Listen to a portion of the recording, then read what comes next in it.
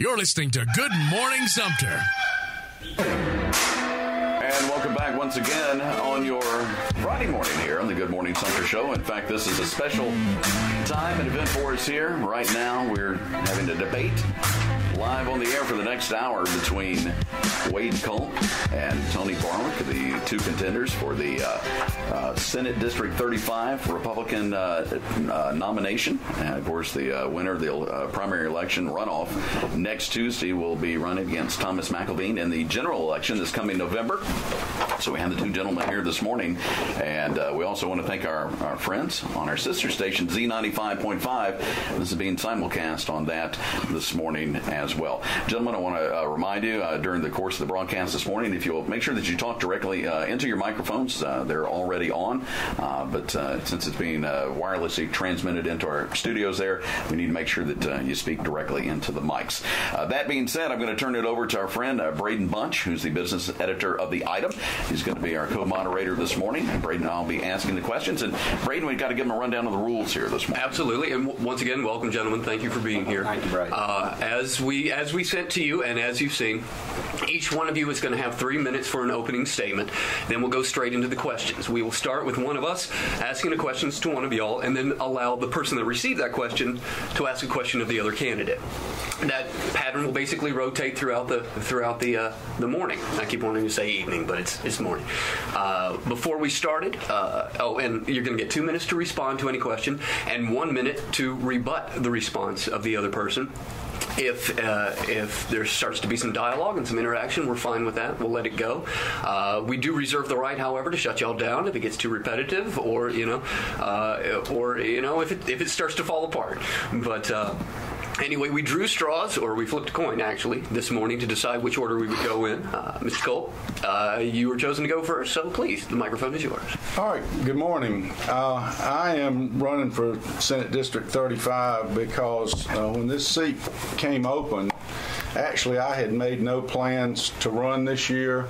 It was always something that I had thought I might be interested in, but I'd made no plans at all, no preparation leading up to when it became an open seat. But what happened when it became an open seat was a wide variety of very well thought of people from all walks of life came to me, and everywhere I went, they would tell me, Wade, you need to step up. We need someone like you to step up for this seat, to offer to represent us in Columbia. And at first I didn't take that seriously. I considered it, but over a period of time I was very humbled by the large number of people that gave me that encouragement. And they've continued to encourage me throughout this campaign. And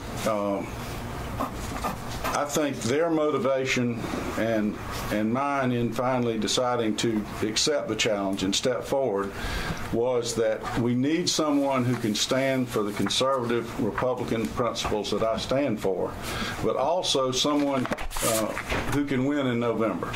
Because whoever wins the Republican nomination is a hollow victory unless you win the seat in November against the Democrats. And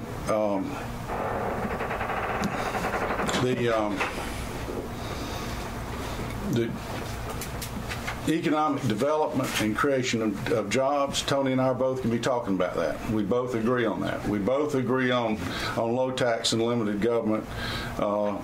And I think we agree on conservative principles. I certainly stand for conservative principles of family values and protecting gun rights and those kind of things.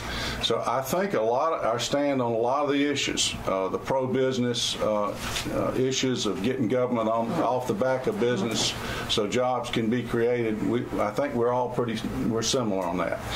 I think where it's a little different is that my political experience and my record in elected office is going to make me a stronger candidate to win this seat in November. All right. And now we'll have an opening statement from candidate 2, Tony Barwick. Thank you, Derek. Thank you, Braden. I want to thank, before we start the item, Miller Communications for being willing to do this. We need to be vetted out as candidates.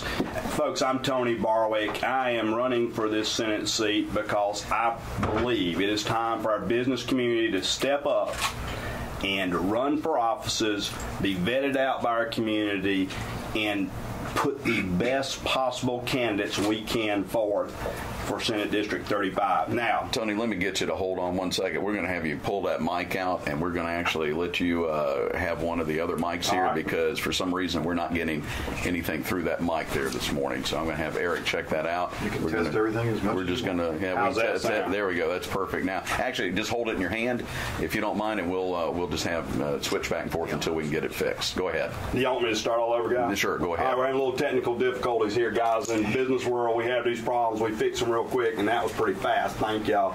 Listen, I want to start all over. I'm Tony Barwick, and I'm running as a Republican for District 35, and I'm asking for your support this morning. I was very close in the primary. We were 35 votes difference from swaying this thing. We've got to go back to the polls again. Let me ask you, please, if you're out there listening today, go back and vote again on June 26th. Vote for the candidate of your choice. But it is important that we go out and we vote, and that we let the community know who we have chosen to be our Republican nominee. Now, I think that nominee should be me, and let me tell you how I came to this situation.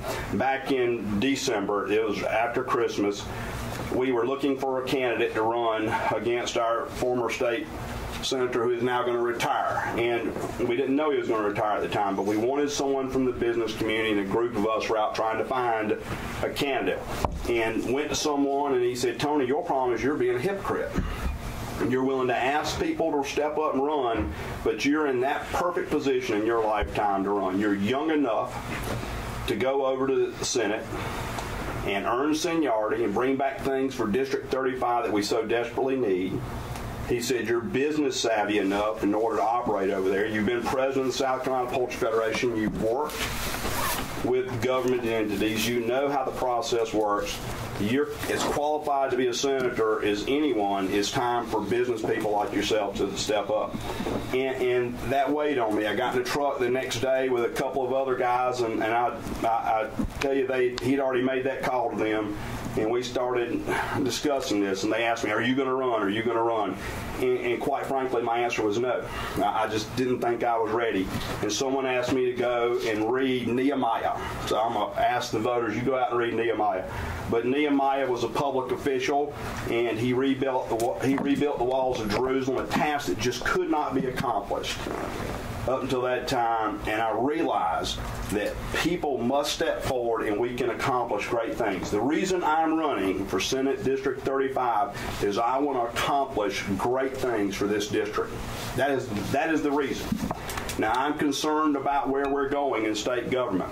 I have a 15-year-old and a soon-to-be 17-year-old, and I want to paint a picture for the state of South Carolina that is second to none. We should have job creation. We should have vocational education. We must have a platform to where we are the best that we can possibly be. I have a plan to do that. I know how to do that. I've done it in the private sector, and I can do it in government.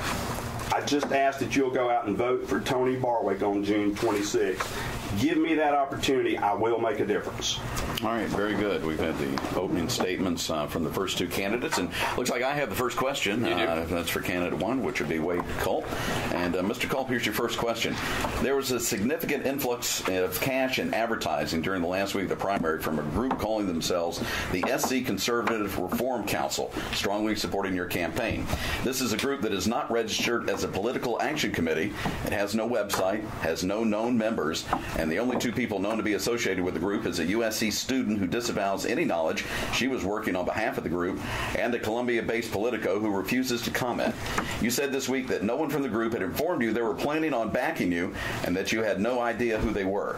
Have you learned anything about them since, and where would you draw the line between groups having to register political activity and freedom of speech rights? Well, I said as soon as I heard about this that I would support legislation to close that loophole. And that is still the case. I still have never heard or met this Eleanor Strom or John Parker. I have no idea who they are. I had no idea those mailers were coming out. I had no idea the radio ads were advertising until Mr. Miller told me. Which I guess just a couple of days ago. When the ads were airing, I had paid for some ads, so people told me, I heard your ad on the radio, and I said, oh, good. I guess my money was well spent. But I had no idea that there were additional ads paid for by this group.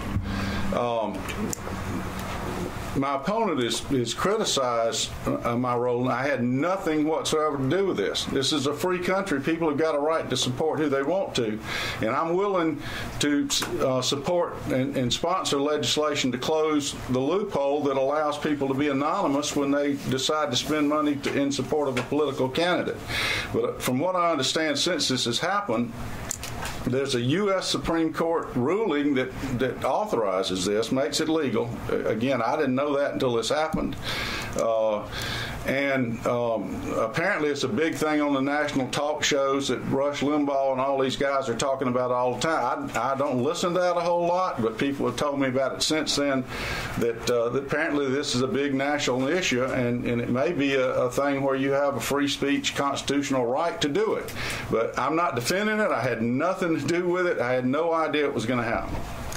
All right. And we have a rebuttal time with candidate 2, Tony Barwick. Well, I certainly appreciate Wade, running his campaign the way he has. The problem is when these outside groups come in, we have no idea where that money came from.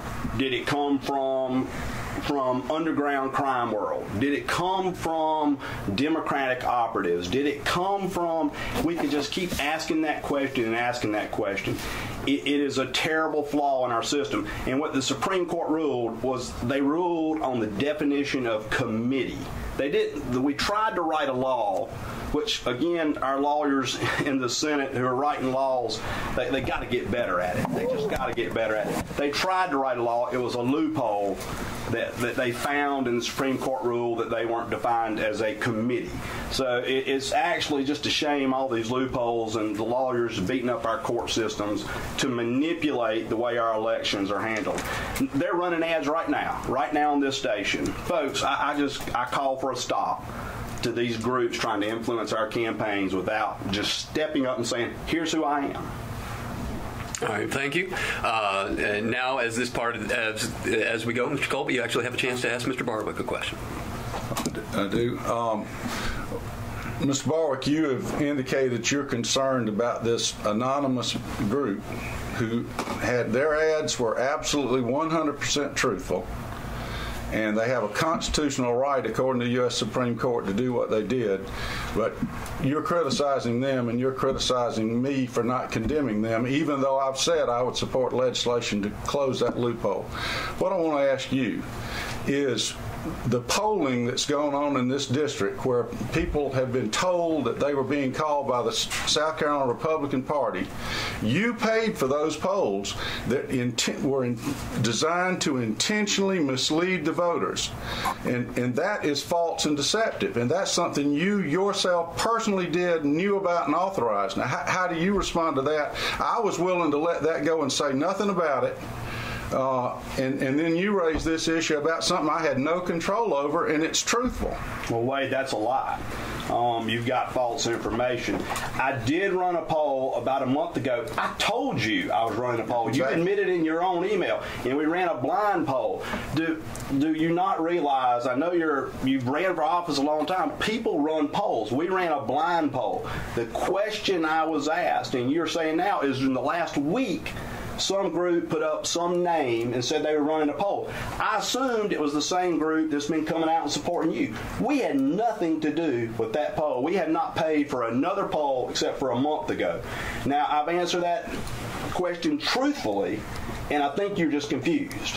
I told you I was running a poll a month ago. I told you what the results were. They show we were a few points up. I was completely upfront with you, and it was a blind poll. They don't identify who they are when they run a blind poll. If you've never had a Gallup poll run, you just don't you say you're a politician, but you must not understand the political process. We run polls. I ran one a month ago. We have not won one poll since that day. Can I respond to that? Absolutely. Because I think this is one of the questions everybody's wondering about. As Tony has said, he and I met and discussed things and agreed to run a positive campaign, both of us to run positive campaigns. And I told Tony that I was not planning to do any polling. He told me that he was planning to do polling. Very shortly after, and he told me he was going to start it up in a few days. Within a few days, people started calling me and saying, I got a call. The person said they were calling on behalf of the South Carolina Republican Party and wanted to know who I was voting for. And I was upset about that because I felt that was Tony's poll.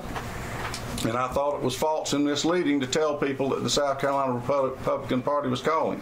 They are not calling. They were not calling before the primary. They're not calling now. There's a fellow named Alex Stroman at South Carolina GOP headquarters that can confirm that. They're not calling. They're not calling for me. I can only conclude, and by the way, shortly before the primary, several people quoted Tony as telling them he had the results of a poll. And so that's why I conclude that he is behind something false and misleading, and I have never done anything false and misleading in this campaign, including this thing with this Conservative Reform Council. I had no knowledge and no involvement, and it's true. What they said is true about me. Wade, you're still confused. The poll that you're talking about has happened since the primary election. I've had my same people tell me about that. There was never an instance of that before the primary. The poll we ran was a blind poll. You have to run a blind poll where you don't identify candidates to get accurate data. In the business world, we want accurate data. And let me tell you, the polls, I looked at the polls and I saw where I was up, and I was very surprised. On election day, they proved those polls were accurate. The only poll that you're running and that the reporters asked about and that my people have come back and told me is since the primary, and that is some group said they were running a poll. That was not us. That was some other group, and my guess is it was the group supporting you.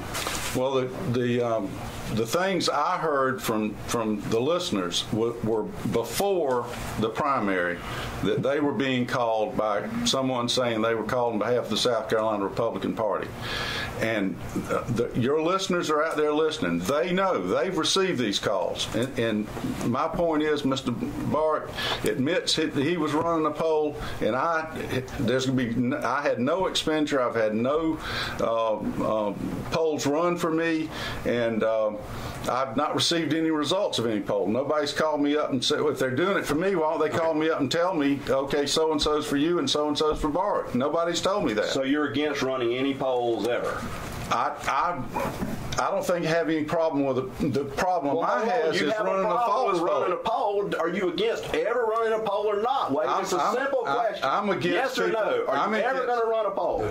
Are you ever going to run a poll, Wade? Okay. Not in this race. I chose not to do polling from the beginning, and I don't have a problem with polls. What I have a problem with is pollsters intentionally deceiving voters to try to get information. We agree on that 100%. And the whole thing I'm talking about is the polling procedure is false. What this anonymous group did is true and legal. Okay, let's move on, gentlemen. It'll actually be a little bit of a variation on a theme here. I think we found one of the issues we'll be talking about. This, however, is a question for you, Mr. Barwick. As we've been talking about already this morning, you called on Mr. Kolb to condemn the activity of the South Carolina Reform Committee. You've called them a shadowy group, and you've called for more transparency in campaign finance. Meanwhile, in your last campaign disclosure form, you reported raising approximately $29,000 from April 10th to May 28th, of which $5,325 was labeled simply unitemized contributions. how does that money, which ultimately can't be traced back either, differ from the money spent by the unknown PAC? We keep a record of every dime that's spent, and those are contributions less than $100. And there's $5 and $25 contributions, and we didn't report all of those. Okay. There's a list. Anyone can come and get that list. You just on your itemized, you only report anything over $100. Mr. Kolb, a response? One of the issues in this campaign is governmental accountability and transparency, and I would invite the public to look at my report on the State Ethics Commission website, and what you'll see is that every contributor is identified by their address and the amount they contributed. The only people whose name is not listed are those that gave less than $100 each, but they are not lumped into some big group of money that you don't know what happened. It'll have $25 and that the person was a teacher. I give the occupation even though I wasn't required to for people that gave under $100, and that was an effort by me to be transparent, and that's the way I would be as your senator. I would be transparent. You would know who was backing me, and you would know that I'm the same guy that I've always been when I was your solicitor, that I don't respond to special interests, and the big boys, I represent everybody fairly and equally. Thank you. And now, Mr. Barwick, your time to ask. Well, Mr. Kolb. I mean, Mr. Kolb did the same thing. He didn't record their name. He just admitted that. He did write down $25. Listen, if someone gave me $25, we have a record of it, but we just didn't report their name. So we have absolutely followed state law. If they're less than $100, we don't record their name. Neither did Wade. We both did the same thing. Okay. Your turn now to ask your turn to ask him a question. All right, Wade, we've repeatedly said it, and I'll make it simple. Do you condemn groups who participate in campaigns without being registered by the South Carolina Ethics Commission and without being represented by the South Carolina Secretary of State? Will you come out? I hear you saying you're in favor of the law, but will you condemn these groups interfering in our campaigns without completely divulging who they are? Will you condemn these groups for doing this? Well, first off, I don't know who they are. And the only hint I had was throughout the campaign, as you well know, you'll see people and they'll say, well, I heard so-and-so was for you. I heard so-and-so said he was going to help you. And I heard a lot of that kind of thing about conservative groups and leading Republicans statewide, that these people had looked at this race, had looked at you and me and looked at our records and looked at our positions on the issues, and they had supposedly made a decision that I was the better candidate to win this seat for the Republicans in November. Now, would I prefer that they had come out publicly and endorsed me and given me money directly to let me decide whether I needed all those radio ads or not? Yes. And so I will condemn that. But I'm not going to condemn the law of this land. The United States Supreme Court decided that that was legal. And I'll do anything in my power to change that. I don't think it should be legal. But I'm not going to condemn people that I think were acting in the best interest. They were acting lawfully. They were acting truthfully. The information they got was publicly available, and it's truthful about my campaign and my stance on the issues. And I'm not going to condemn people for doing things that are truthful. What I do condemn is people doing things that are illegal and things that are false and deceptive. And that's what I brought up this morning. All right, well, let me say I do condemn groups for entering into campaigns without divulging who they are. They might as well hide behind a sheet. And we've had enough of that in this country, in this state, in this county. They might as well hide in some closet and scream out. They do not represent people. And Wade, my point is I personally would like to know who they are. You keep saying there's some group who's telling the truth. They might be putting you up because they know that you're going to lose to Thomas in November. And I just believe that we should know. The Republican voters want to know. We want to know who they are. We want complete transparency, and I appreciate you being willing to come out and support that bill, but I just think I want the public to know I denounce this type of advertising. When the South Carolina Chamber of Commerce came out and endorsed me and handed me a check, we stood and we took a picture together.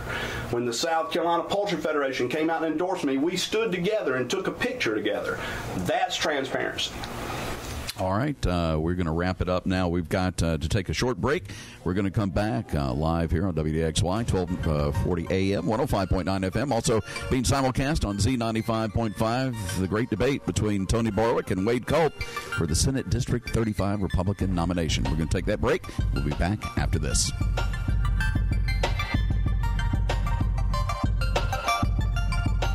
Back in a moment with Good Morning Sumter. Hi, everybody. Kevin I, along with Greg Richardson here at Jones Chevrolet. And Greg, the All-American Summer Sale is going on. It's been going on left and right. What's left to sell? Kevin, we still have a lot left to sell because this sale has been great, and we're right in the middle of it. Sonic LS's, the rave around town, 40 miles per gallon. This car only $15,700 for an automatic car with air conditioning. Cruise LS, you see them all over town. This car, gas mileage as high as 42 miles per gallon, $18,499. Only here at Jones Chevrolet. But Greg, what's more All-American than baseball, hot dogs, apple pie, and Chevrolet? I can't think of anything, and we're going to have all of them here one special day to celebrate the closing of this sale. New York Yankee great Bobby Richardson will be here July the 7th. He's going to be here from 10 until 2 to raise money for the Salvation Army Boys and Girls Clubs of Sumter. You come in, $10 donation, you get an autographed baseball by Bobby Richardson, get a chance to talk with him, maybe have your picture made with him, and spend time looking at all the new Chevrolets, eating apple pies at the dealership, eating hot dogs at the dealership, and picking a brand new Chevrolet and talking to a New York Yankee great. Come on in only at Jones Chevrolet. More car, less money, guaranteed. You can buy furniture anywhere, but quality furniture or specific pieces of furniture at an extremely competitive price? There's only one place. Heinz Furniture, now celebrating 40 years of providing quality, affordable furniture and bedding to homes all over the Midlands. Browse the enormous selection at Heinz Furniture Showroom, the largest furniture store in the Midlands. Heinz Furniture carries more worldwide furniture brands, which means their selection is second to none. And because Heinz Furniture deals in sales volume, they can pass the savings on to you. Heinz Furniture will not be undersold. See Heinz Furniture today and find the furniture you want at a price you can afford, and with free financing plans to suit any budget. Heinz Furniture, family-owned furniture professionals serving the Midlands for 4 decades. Heinz Furniture, the furniture store in the Midlands with 2 locations, Broad Street in Sumter across from Shaw and on 2 Notch across from Best Buy in Columbia. Or visit them at heinzfurniture.com. Mayo Suit City in Sumter is the best place to find the new suit that you want or the man in your life wants. Mayo Suit City is having a sale this month. Right now at Mayo's, when you buy one suit at the everyday low price, you get the second suit of equal or lesser value at half price. That's right, half price. Mayo's also has the shirts, ties, and shoes to go with the suit you purchase. 2-piece linen walking sets are perfect for this time of year, and Mayo's has a large selection. Mayo Suit City is located in the Westmark Plaza beside the Beacon Theater. If your suits aren't becoming to you, then it's a good time to be coming to Mayo's. Sumter Cut Rate Drugs is on the road for you. With 2 delivery vehicles roaming all over Sumter, we're on our way to you. Tell them about it, guys. Delivering medicine to all my longtime friends. We can't wait to get on the road again. Sumter Cut Rate Drugs, 773-8432. Call us today for your delivery. Tell them where you're going, guys. From Dazzle to Pinewood, the road just never ends. But we can't wait to get on the road again. Southern States at 335 Broad Street in Sumter is back under old management with a full line of pet foods and supplies ranging from horses to wild birds. They're also your dog food headquarters with a large supply of dog food. Palmetto Farm Supply, farm, pet, and garden. Hours Monday through Saturday from 8 a.m. to 6 p.m. 335 Broad Street in Sumter at 775-1204. Southern States and Palmetto Farm Supply, back under old management. 335 Broad Street in Sumter at 775-1204. We've got Sumter covered with Good Morning Sumter on WDXY. And now back to Derek Burris and the crew. Back once more on this Friday morning here. Good Morning Sumter Show, actually a special edition today. We're having a debate between the 2 candidates for the Republican nomination for Senate District 35. Of course, the Republican primary runoff going to be this coming Tuesday, June 26th. And you'll have your opportunity to vote. We have both the candidates vying for that position in the studios here this morning. We have Tony Barwick and Wade Kolb. And we're in the midst of the debate. And I'm going to turn it back over to Braden Bunch, the business editor from Item, and our co-moderator this morning to ask the next question. Thank you, Derek. And this next question is for you, Mr. Kolb. Now, both of you have said that there needs to be a change in how business is done at the State House. When we had our forum at the Opera House, we touched on an issue very briefly that the two disagreed on, and that was term limits. Mr. Kolb, you said that you were opposed to them, while Mr. Barwick, you said you supported them. Mr. Kolb, please expound on why you think term limits are not necessary for elected officials and how you consolidate that with the idea of change in Columbia when, coming into this year, 18 of the 46 senators were on at least their fifth term in office. Well, actually, glad you asked that question. I made a note down here to bring up term limits because when Tony started out about why he was running, he was, in effect, he's slightly younger than me. I would argue that we are both in good health, and so nobody can read the future. Nobody knows what's going to happen to us even tomorrow. But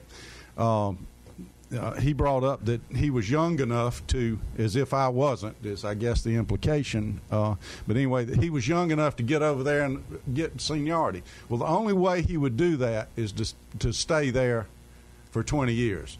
Well, my point is we've got a 4-year term right now. The people have a chance to elect you. I'm not generally in favor of term limits. Frankly, I don't think I'd vote against it. I certainly wouldn't work against it. If people wanted to pass them, it's all right with me. But I think the fact that you have to stand for election in the House every 2 years and the Senate every 4 years, that is a term limit right there.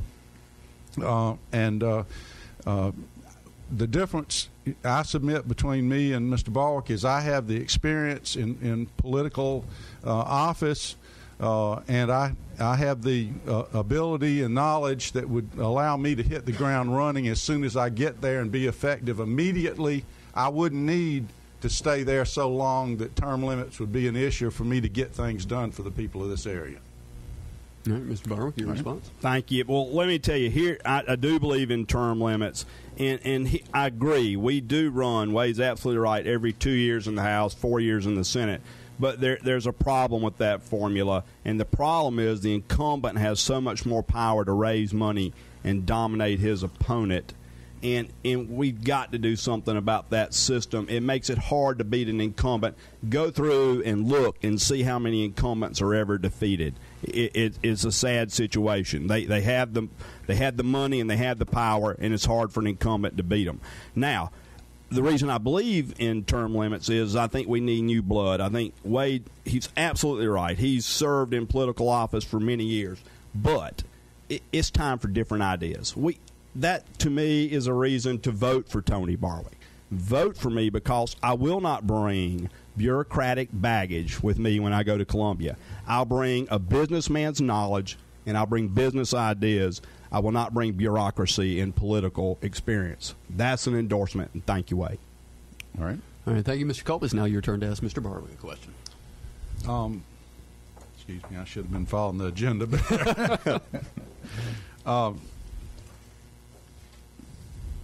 Well, Tony, how do you square your stance that that you mentioned earlier, that you were young enough to get over there and build seniority with your alleged support for term limits? Well, thank you very much. I think the first thing you got to do, and we tried to do this in the Senate years ago, it got shot down, is you got to do away with our antiquated seniority system that we have. Just the longer you serve, the higher you are up on the committee. That is the first step we have to do. And I think when you look at that, then you can put in term limits. If we put in term limits today, whoever was newly elected would be powerless with our seniority system over there. Here's how I answer that way. I would like to serve for 16 years. I would serve longer if we still had this same old system because it'll benefit Sumter. It'll benefit Sumter that I would serve as long as I could under this system. But it'll benefit everyone if we put in term limits. Here's the difference. I can serve 16 years. Wade, if I serve 16 years, I'll be 66 when I leave. When you finish your first term, you'll be around 66. Listen, I thank you for running. But I think we need someone to run who's going to bring, I'm young enough to earn the seniority, but I also have some different ideas. I'm not used to the same old system. I haven't been involved in our political landscape all my life. And I believe we need someone young enough who sees it that way. But I also believe, Wade, we need someone who can go there and serve for 16 years. And I don't make any apologies, but I believe I'm the candidate that can go over and do that. And if we keep this same old system, then I would be able to continue to serve Sumter, where hopefully, and you deserve to get to retire one day and enjoy life, you'll be retired by then. Well, I've never heard anybody that was for term limits give a number of years that was anywhere approaching 16 years is the length of time that they thought should be the year limit. I will say that I'm in excellent health, and I've got somebody trying to sell me life insurance right now that the company would not get their money back unless I live to be over 85, and they put me through a physical. So if somebody wants me to serve 16 years, I'm not ever planning to retire, and I'll go over there and do my best for as long as the Lord gives me, and I think I'm in excellent health right now. All right. Thank you. All right, gentlemen, this question is for Tony Barwick. Mr. Barwick, during the forum at the Opera House, you said that the state needed to expand vocational education to include the 9th grade. How would you propose doing so without increasing the total spending in education or increasing taxes? Thank you. That's a great question. Let me tell you, here I think they need to start vocational education course in 9th grade. I actually believe they need to start vocational education in the 7th and 8th grade. When you go to high school, you would be on a vocational track.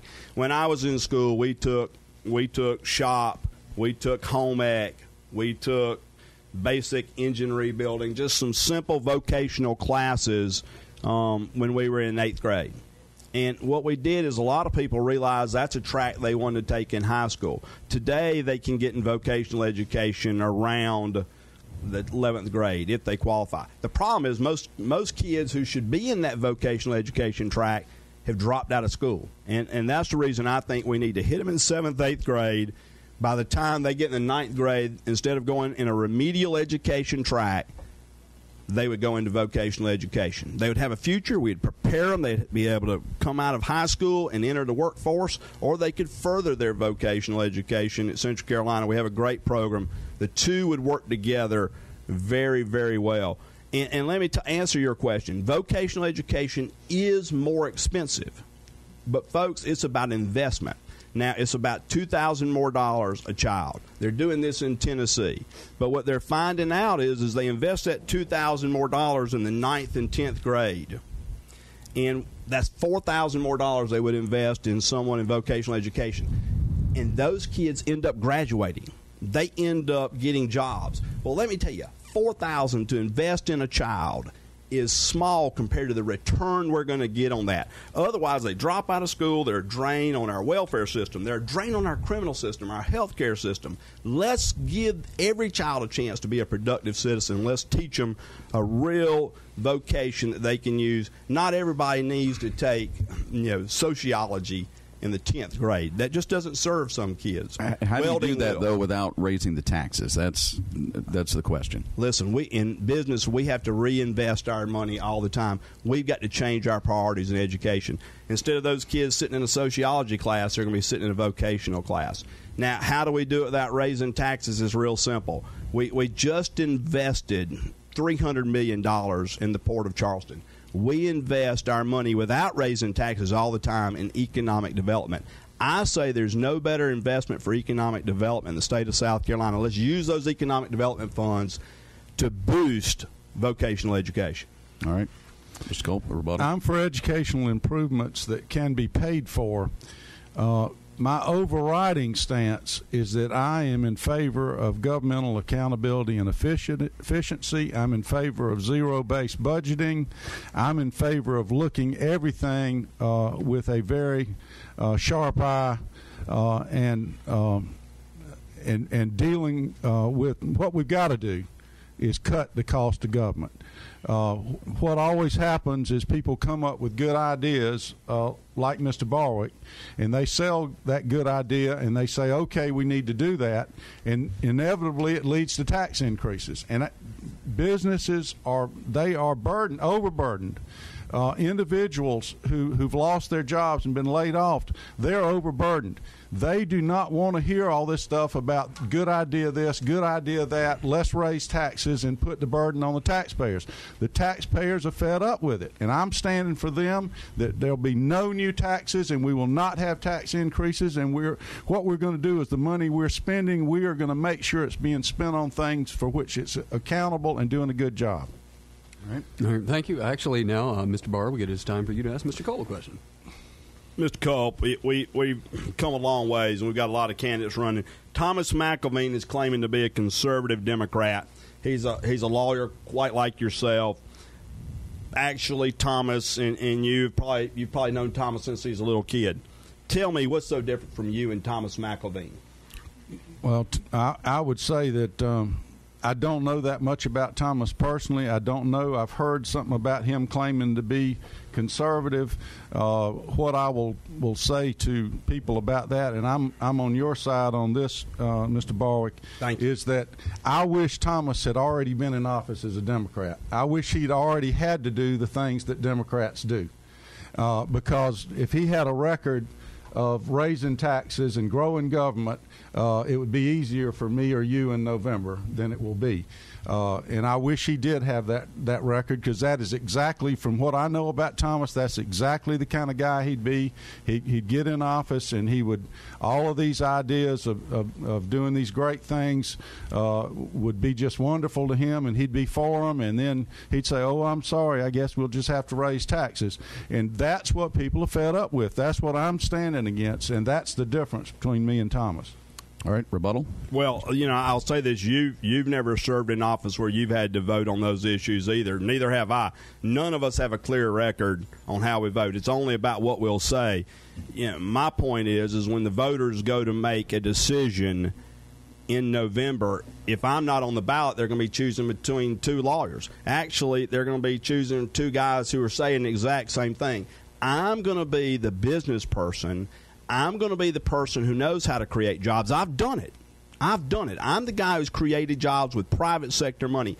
I'm going to be the guy who's going to go over, and he is going to have the experience financially. He's going to have the experience economically. He's going to have the experience in the business world to make a real difference. I can differentiate myself between the two of y'all very easily. Can I respond to that briefly? Real briefly.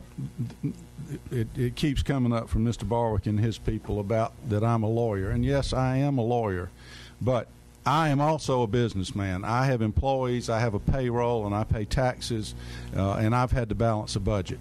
And throughout my career, I have some lawyers who are personal friends of mine, but lawyers in general have never been for me. When I was a solicitor, I was not the lawyer's best friend. Lawyers are not generally supporting me now. They're all supporting Mr. McElveen. So I think Mr. Barwick should not endeavor to keep bringing up lawyer when he talks about me. I'm a fellow businessman with him, and I respect him as a businessman. I think he should respect me as a businessman and not stereotype me with this lawyer tag. All right. Well, let me tell you, I do agree. You have an employee and you do meet a payroll, but I am the clear candidate who's created jobs, who's worked in the workforce. OSHA was in my office this week. USDA was in my – well, they have an office in our building. I'm the one who's dealt with government entities. I'm the one who's had to do all this. I can differentiate myself between you and Mr. McElveen very easily. And the voters want that. That's what I believe the voters want. That's why I had the most votes in the primary, and that's why I think I'll continue to get the most support in the general election. All right, we got to take a break. Of course, we're having a debate this morning between Wade Kolb and Tony Barwick, contenders for the Republican primary nomination. And, of course, the winner of the primary election runoff next Tuesday will be facing Thomas McElveen in the general election in November. So we're having a debate between these two gentlemen this morning. We are going to take that break. We're going to come right back right here on the Good Morning Sumter Show, WDXY, 1240 AM, 105.9 FM, and we'll see you back here after this. Home for Rush, Hannity, Beck, and Good Morning Sumter. WDXY, 1240 AM and 105.9 FM.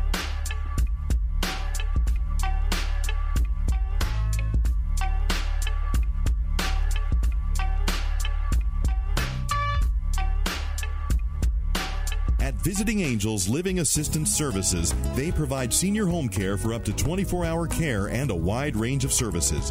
Visiting Angels lets you select the number of hours, the type of services, and best of all, you select your caregiver from the experienced staff at Visiting Angels Living Assistance Service.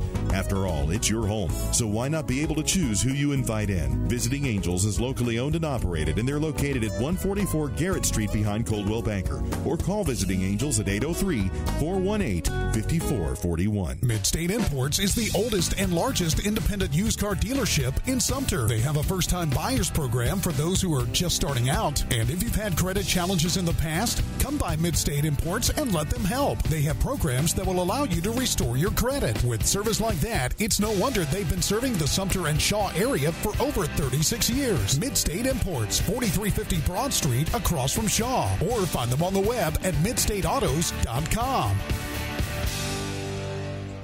Preach Roddy Watson Insurance is one of the leading independent insurance agencies in Sumter and throughout South Carolina since 1932. We write and service all lines of commercial and personal insurance, including life, health, disability, and long-term care. Preach Roddy Watson strives to offer you quality coverage with a high level of professional service while building long-term relationships. I'm Scott Kinder with Preach Roddy Watson Insurance. Let me help you design coverage that fits your lifestyle. Give me a call at 775-1168 or visit our website at crwins.com.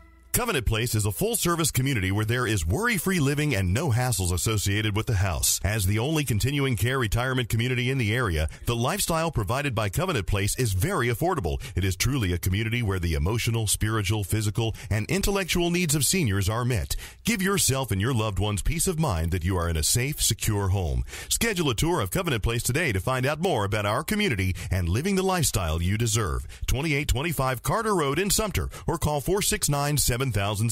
Covenant Place, living at its best. Alderman Drugs in Sumter would like to announce their plans to dispense high alkaline water created by an electrical process through ionization that reduces the molecular size of water molecules. Some of the benefits of alkaline water help to control things such as acid reflux, arthritis, high blood pressure, diabetes, obesity, and prostate problems. Planned workshops in the evenings will be scheduled to discuss other advantages and its uses. Please come by Alderman Drugs at the corner of Main and Hampton Street in downtown Sumter. You can buy furniture anywhere, but quality furniture or specific pieces of furniture at an extremely competitive price? There's only one place. Heinz Furniture, now celebrating 40 years of providing quality, affordable furniture and bedding to homes all over the Midlands. Browse the enormous selection at Heinz Furniture Showroom, the largest furniture store in the Midlands. Heinz Furniture carries more worldwide furniture brands, which means their selection is second to none. And because Heinz Furniture deals in sales volume, they can pass the savings on to you. Heinz Furniture will not be undersold. See Heinz Furniture today and find the furniture you want at a price you can afford, and with free financing plans to suit any budget. Heinz Furniture, family-owned furniture professionals serving the Midlands for 4 decades. Heinz Furniture, the furniture store in the Midlands with 2 locations, Broad Street in Sumter across from Shaw and on 2 Notch across from Best Buy in Columbia. Or visit them at heinzfurniture.com. Mayo Suit City in Sumter is the best place to find the new suit that you want or the man in your life wants. Mayo Suit City is having a sale this month. Right now at Mayo's, when you buy one suit at the everyday low price, you get the second suit of equal or lesser value at half price. That's right, half price. Mayo's also has the shirts, ties, and shoes to go with the suit you purchase. 2-piece linen walking sets are perfect for this time of year, and Mayo's has a large selection. Mayo Suit City is located in the Westmark Plaza beside the Beacon Theater. If your suits aren't becoming to you, then it's a good time to be coming to Mayo's. You're listening to Good Morning Sumter. And welcome back once more on this Friday morning here on the Good Morning Sumter Show, a special edition. And, of course, we're broadcasting on 1240 AM, 105.9 FM, also being simulcast on our sister station, Z95.5. I want to thank our listeners for tuning us in on that station as well. And, of course, we were scheduled to go just beyond 9 o'clock this morning. We're going to go a little bit beyond that. In fact, we've agreed to stay here as long as some of the candidates are willing to this morning. And so we'll go a little bit beyond 9 o'clock. And we, again, appreciate you for listening, and also for our sponsors for sponsoring this event this morning. Of course, it's time to ask another question. And the next question is actually from me to Mr. Kolb. And Mr. Kolb, on your website, one of your campaign platforms is government reform on all levels. However, for some time now in South Carolina, several candidates across the state have seemingly campaigned on government reform, and there's seemed to be very little change. In fact, on your website, you don't describe what changes need to be made. What exact type of reform do you believe the state needs, and how would you go about enacting reforms when you're in Columbia? Well, a lot, all of Mr. Barwick, myself, and a lot of candidates say things that we'd like to do. But remember this, all we are is one vote. On a lot of issues, if we're able to replace our incumbent Democrat with a Republican, it'll in effect make a 2-vote difference on some issues, and that makes a big difference in a 46-member body. But we're just going to be one vote. But the thing is, what we can promise is what we'll do with that one vote. And what I'm saying is that I'm in favor of government reform. I've said this morning I'm in favor of zero-based budgeting. I'm in favor at looking at taking a hard look at all spending, and I am committed to reducing the increase in government and the cost of government. So those are the things that I'm pledged to do those things. And the thing about me that I think is why so many people encourage me to run is I have got a record. I served in public office, and I said I was going to do things, and I did those things.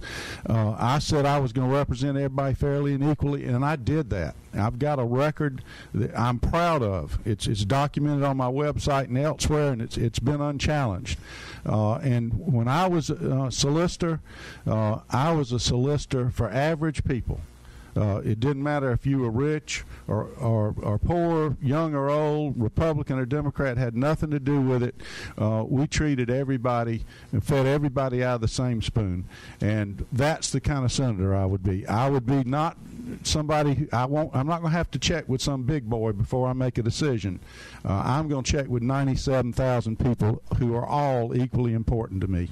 All right, Mr. Barwick, or rebuttal? Well, my website, Barwick for SC Senate, is very clear on what I do. I'd eliminate the Budget and Control Board. We're on the right track. I will consolidate agencies with similar functions. There's way too much overlap in state government. I can save you millions of dollars. I have a plan. In business, we always have a plan. I create a sunset law, and that law would be when we create a board or an oversight committee, we would put a time frame on that board to get their job done. And when that time frame was up, that board would be eliminated. We have boards sitting out there now that they just meet to meet. And those people are part of our state system, and they're just archaic, and you've got to have a lawyer there every time a board meets. It's just crazy how we do some things over there. I'd have the governor and lieutenant governor run on the same ticket, and we're on the same track for that. And I would let the people decide that. But let me say this. I appreciate Wade's service as solicitor, but we're not electing a solicitor. We're electing a senator. And you better have a plan. You better have a written plan if you want to be an effective senator. And I may be just one vote, but it'll be my job to go get more votes and to work with people. And I am the guy that can do that. All right. Actually, Mr. Kolb, it's now time for you to be able to ask another question to Mr. Barwick. Mr. Barwick, when the state Supreme Court disqualified a number of candidates, there was a meeting either the next night or shortly after that, and you stood in front of a number of people and admitted that you didn't do it right, and you were very concerned about it.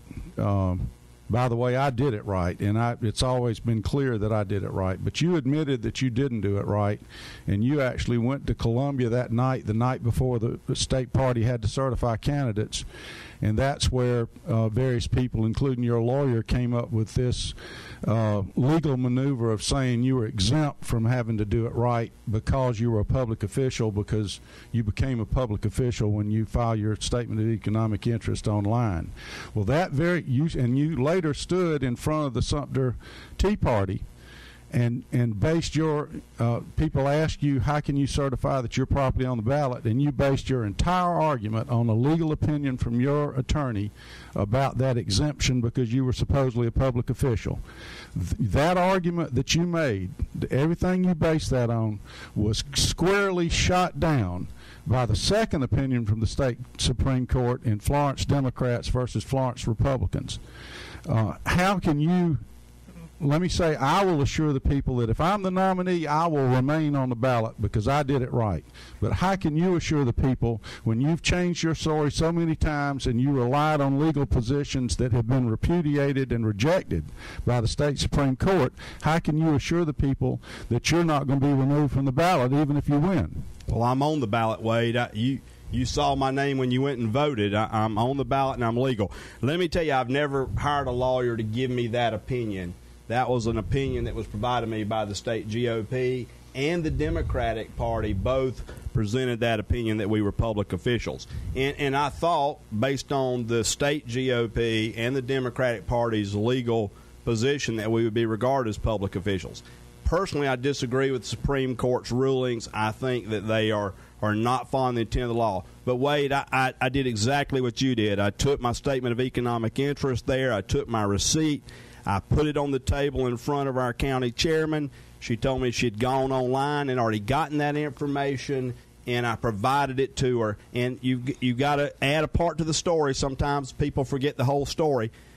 The Supreme Court came back later and gave a clarification saying that if you provided your statement of economic interest, then you were a legal candidate and they could recognize you. And that's why I'm on the ballot. I paid my $416 just like you did. I filed my statement of economic interest online, and I brought them to the day that we were put on the ballot, and that was on March the 15th or 16th. I can't remember the exact day. So I'm on the ballot. I can assure the people of that. I am absolutely a legal candidate just as you are, and I will say this. We need people to run for office. We need people to enter public service. And it is just a shame that you sit here today and you continue to try and disenfranchise voters and imply that someone is not a legal candidate when you know we both took the same documents on the same day to Ms. Cannon, and I am a legal candidate, and I ask you, please go back and vote one more time for me. I'm on the ballot right now on June 26th. Well, the reason I have never raised that as a matter of litigation is because I do not want to be the Republican nominee unless I get the most votes, and I've said that publicly before, and I am not raising that to try to disenfranchise anybody. I could have litigated this, and based on Mr. Barwick's inconsistent statements and his legal positions that have been rejected by the courts, I could perhaps be on the ballot by myself right now. I chose not to do that. I chose not to do that because I only want to be the nominee if I get the most votes.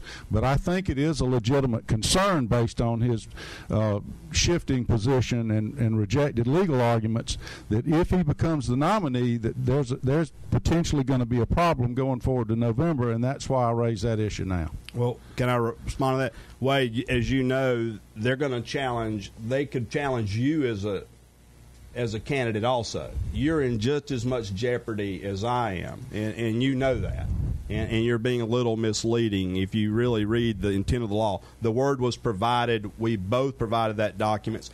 It was voted on unanimously. You were there at that meeting when we all agreed that we were all legal candidates. I'm a little surprised. In one meeting, everything was fine. We all did it right, and we all agreed. Now you're changing up a little bit here this morning, Wade. I'm surprised. I'm not changing up. You did not agree in that meeting? I sat there. I have said publicly that I am not planning to litigate this myself, and that's still my position. And frankly, if I don't get the most votes, I'll go on and go back to my private life and live happily ever after. Same for me, Wade. I am a little concerned that this is the second time in a 1-hour interview WDXY you said you disagree with the state Supreme Court. You said you earlier that you disagree with the U.S. Supreme Court, who said people have a First Amendment right to support campaigns of their choice. My point is, I don't necessarily agree with those rulings either, but as a senator who would be sworn to uphold the Constitution and laws of this state, I would respect the rulings of our courts, state and national. I won't always do that. I disagree with the Supreme Court. I'm just not going to have somebody tell me you've got to do this. I'm going to fight to change those kinds of archaic laws. I'm just not going to go along Wade. I think that's a mistake. I don't think you should just say, I'm going to go along with the system. That I'm against Supreme Court ruling and state rulings, and there's a lot of them that I still disagree with, and I'll fight to make those changes for the people. All right, gentlemen, let's move on. I've got another question for you, Mr. Barwick. One of the hottest issues in front of Sumter County right now is education funding. The Sumter School District has gone before Sumter County Council asking for what many in the business community have considered an extensive property tax hike for the next coming fiscal year. A large portion of the school district funding comes via this General Assembly, though. If elected, how would you approach funding school districts on a statewide level? And what changes, if any, need to be made to our current system?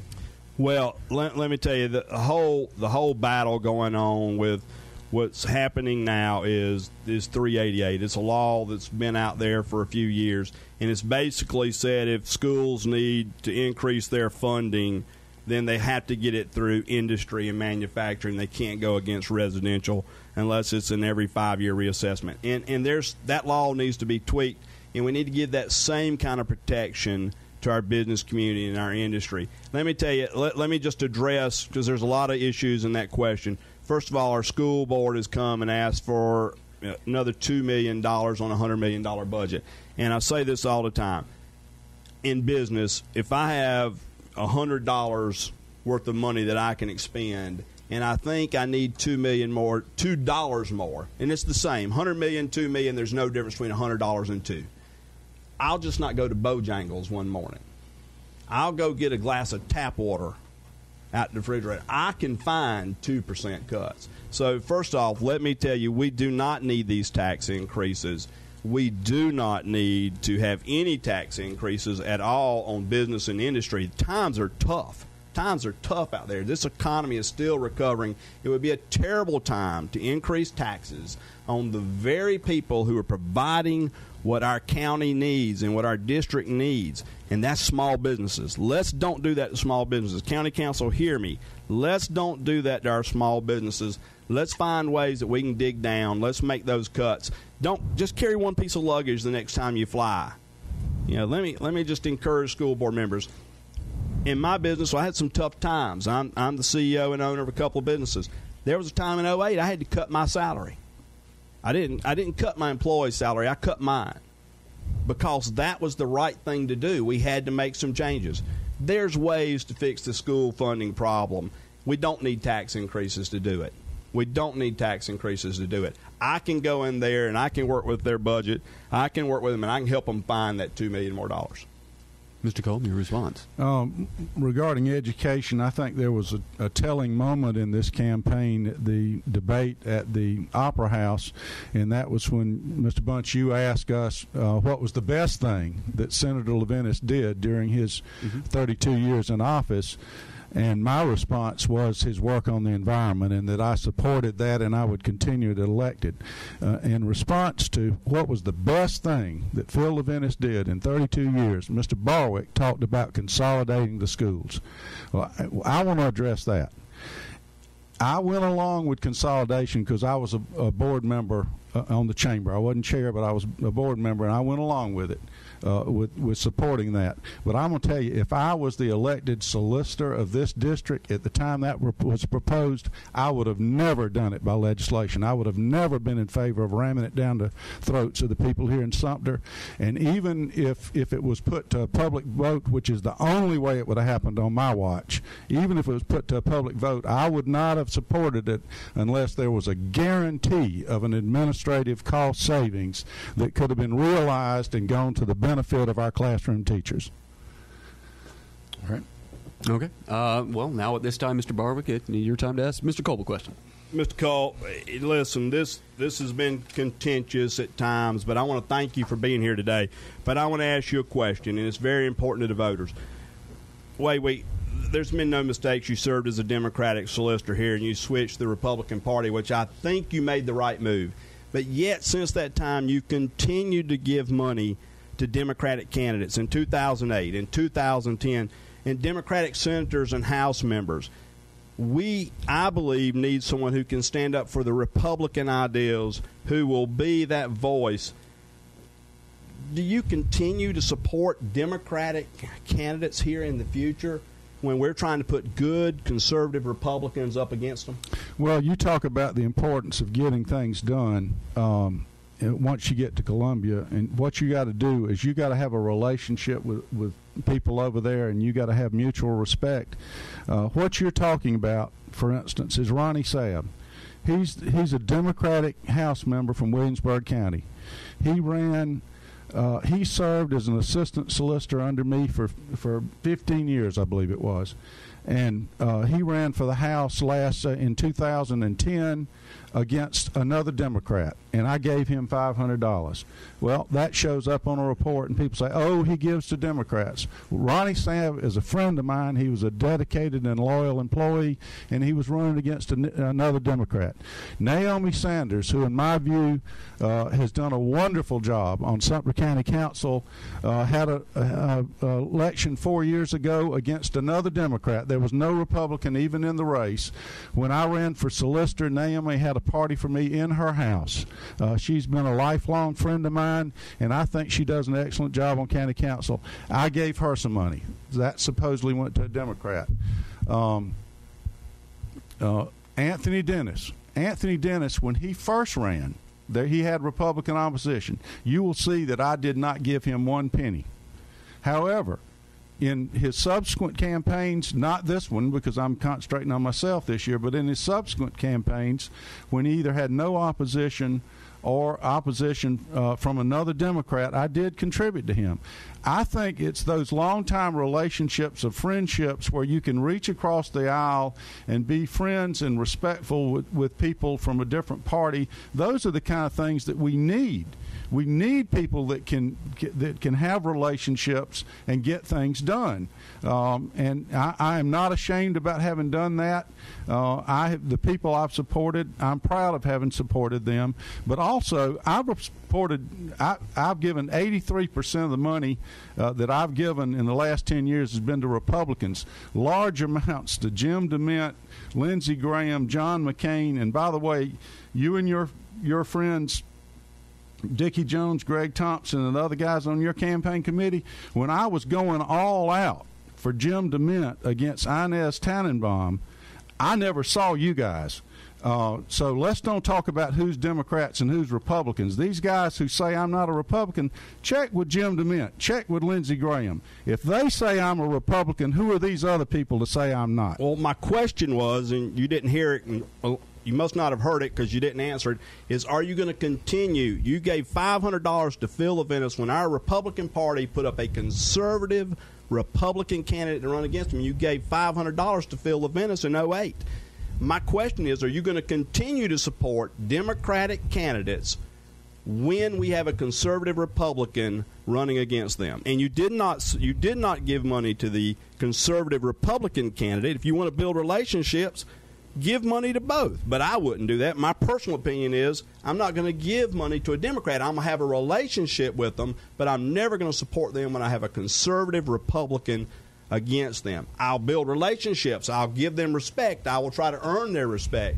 But that doesn't mean I'm going to give them money and help them beat conservative Republicans. I'm just not going to do that. That's a principle I just can't cross over. When I am in office, I'm only going to concentrate on my own campaign. But when I was out of office, I did help who I thought to be the best person for the job under the circumstances.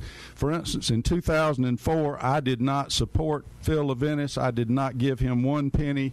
It's been said I didn't support Dickie Jones. That's not true. I actually voted for Dickie Jones. I quietly did it like most people do, going in the booth and pulling the lever. But what I was doing in 2004 is I was going all out for Jim DeMint. I had 2 fundraisers for him in my home, and I did everything I could to get him elected in 2004. As far as what happened in 2008, Phil Levinas was under attack for consolidating the schools. The consolidation, whether I agree, I wouldn't have, as I said, I wouldn't have done it as senator, but as a Chamber of Commerce member, that consolidation was supported by the business community, and Phil was under attack by people who were against him for having supported consolidation. and the business community supported Phil. That's the reason he overwhelmingly won election in both the primary and the general election. But in addition to that, Phil goes to my church, and Phil was renting from me. He had rented an office from me in 2007 through 2009. After he closed his beer distributorship, he was looking for a place to have an office, and he rented an office from me. He was paying me more every month than I gave him. But again, with your guys who can only see one side of the spectrum, you can't understand things like that. I don't understand it. I just think we had a conservative Republican candidate. We claim to be conservative Republicans. Let's support our candidates. You just said you disagreed with what Phil did, and you gave him $500. That's a contradiction. It's a contradiction, and it's something I'm asking you. Are you going to continue, whether you're elected or not, to support Democratic candidates when we have good conservative Republican candidates running against them? That's the only time that I've ever given money to a Democrat, a small amount of money. I think it was $250 to a Democrat who had Republican opposition in my whole life. Yep. But it was under a circumstance where he was a tenant in my building, paying me rent every month. He goes to my church. I think people understand that we all have personal relationships that we need to honor at times. It's a principle question. I couldn't do that. All right, gentlemen, I think that's actually going to wrap up the questioning here. It's time for your closing comments. As we had before when we started today, we flipped the coin to decide who would go first. Mr. Kolb, you have the microphone first. All right. I think the concern has been raised about this anonymous group that's supporting me. I'm as mystified as anybody. I think if you go back and you look at my record as solicitor, the reason I mentioned it earlier, I was never a person who had to check with any one person.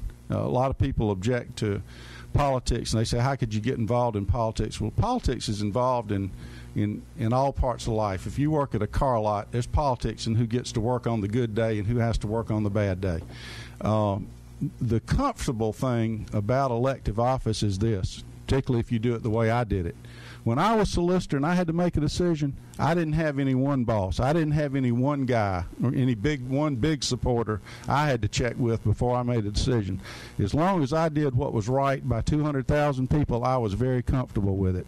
And that's the kind of record I have. It's documented that I have that record. I have never been, I am not now, and I never will be beholden to any special interest. So anybody that's supporting me, particularly when I don't even know who they are, they're not going to come to me later and say, hey, we bought all those ads on Harold Miller's station, so we're expecting you to vote for us. My record, what I'm saying right now, if you're giving me money because you think I'm going to be beholden to you, you are drastically mistaken, folks, because I am a man of the people, and it's only average people out there that I care what they want done, and I'm going to do what they want done. And you big shots better be, we already know several big shots for Mr. Barwick, and he's going to have to check with him before he makes decisions. But for me, big shots are not who I'm going to be checking with. I never have in the past, and I'm never going to do it in the future. Thank you, Mr. Kolb. Mr. Barwick, it's now your closing statements. Well, listen, we've thrown a lot at you tonight and this morning and over the last several months. And let me tell you, you've got a tough decision to make. I hope you've been listening to us. Now, I'll tell you, Wade just went on and on about big shots. He's got contributors to his campaign. I've got contributors to my campaign. Let me tell you a little bit about Tony Barwick. I came from nothing. My daddy wasn't a county administrator. My daddy worked construction. My mama worked a job every day, and let me tell you what they taught Tony Barwick. You've got to hear this. They told me to be my own man, and I could be whatever I wanted to be if I would study hard in school and if I would work my tail off. And that's all I've ever done. And because of that, I'm not part of this beholden system that my opponent keeps talking about. He might have been raised up in that. That might be the way he thinks, that people are beholden. I've earned everything I've ever got, and I'm going to earn this Senate seat. And let me ask you something. People, honestly, answer this question for me. Who's been in your shoes? Tony Barwick's been in your shoes. I've been in your shoes. I know where you've been. I've had nothing in my life. And everything I've got, everything I earned, and I've done well in life, I earned it. I want you to hear that. I earned it. I did it on my own, and I'm proud of that. I had great guidance from a mom and a dad and grandparents. They have dictated to me who I should be, and that is to be my own man. And I get a little ticked off when I keep hearing my opponent refer to someone's going to control me. Nobody, if you know Tony Barwick, nobody controls me but the truth. The truth controls me. And I'm a man for the people. I've been in your shoes, and I can tell you how you can be a difference maker. We all have to be difference makers. Vote for Tony Barwick if you want a difference.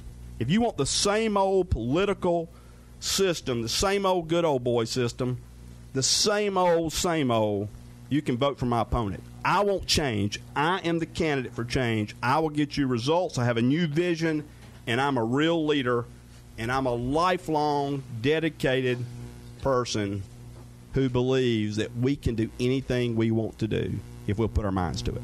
All right, gentlemen, I think that we're done here this morning. Once again, I want to thank both candidates, Wade Kolb, Tony Barwick. Thank you both for being with us. Braden Bunch, editor of the Item, business editor of the Item. Don't promote me yet. Yeah, I know. I'm still standing behind me somewhere. Promote you there.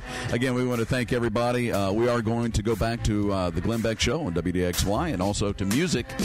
Also, are we going to take a break first? Yep, this is it. This is it, Harold. Harold's telling me to take a break. We are going to take a break. We're going back to music on WIBZ, also to the Glenn Beck Show on WDXY, 1240 AM, 105.9 FM. Once again, we'll see you bright and early Monday morning, 7 o'clock. Again, thank everybody for tuning in this morning. Have a good weekend, and peace.